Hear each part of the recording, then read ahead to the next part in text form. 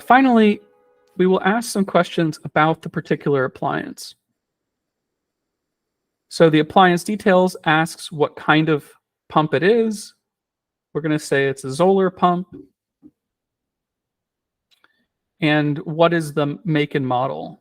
We'll say M53 and the serial number. The serial number and the installation date are what allow us to create alerts for the replacement of the pump based off of how long it has left in its lifespan.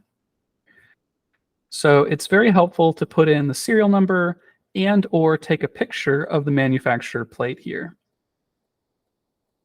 And the installation date, again, has to do with the automated alerts that will prompt the homeowner to do regular maintenance on their appliance.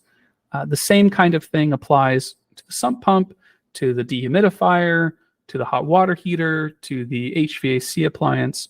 All of these have regular scheduled maintenance as per their manufacturer.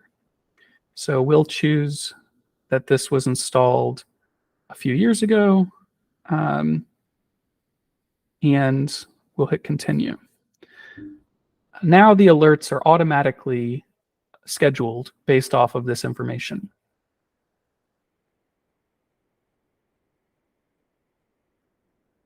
Lastly, we'll ask you to take some additional pictures of where the appliance is in the home.